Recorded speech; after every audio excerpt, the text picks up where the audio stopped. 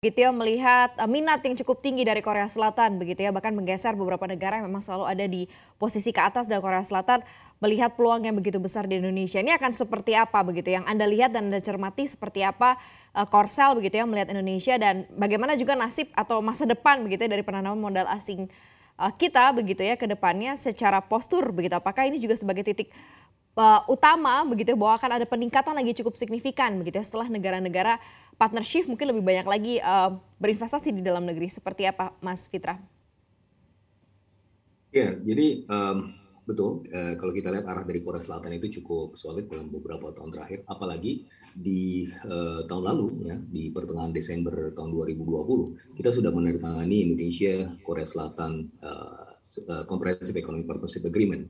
Meskipun ini ya tentu perlu proses ratifikasi dan seterusnya, tetapi ini memberikan tadi seperti yang saya sampaikan ekosistem gitu ya, dalam proses penciptaan ekosistem ini memberikan semacam signaling effect ya buat para investors ya, terutama dalam hal ini Korea Selatan, karena mereka juga berkepentingan untuk kemudian membangun basis produksi yang kompetitif gitu ya dalam konteks mobil listrik, dan di situ kita bahan bakunya dan kita sudah punya bekal perjanjian gitu ya kerjasama ke depan ya, meskipun belum enforce tapi itu sudah memberikan efek sinyal positif buat para investors gitu ya. Dan apalagi kita juga punya kerangka RCEP dan seterusnya yang membuat kita semakin solid di lingkup regional.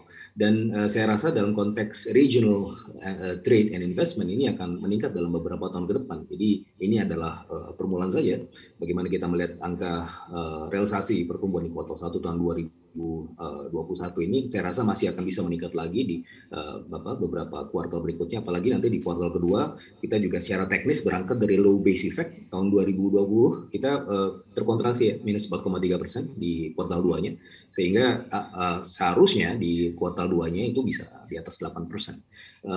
Ya sehingga all in all kita juga bisa melihat angka pertumbuhan investasi atau realisasi investasi di Indonesia akan kembali lagi ke level peak-nya, dan kita bisa manfaatkan itu ya dengan tadi keberadaan ekosistem dan juga keberadaan momentum.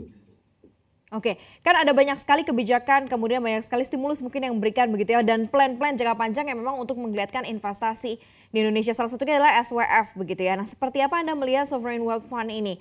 Salah satu mekanisme begitu ya, atau pencarian begitu dana atau investor begitu ya, dengan meningkatkan juga daya tarik investasi di Indonesia. Ini cukup menarik atau tidak sih investor melihat adanya skema SWF ini nih Mas Fitra?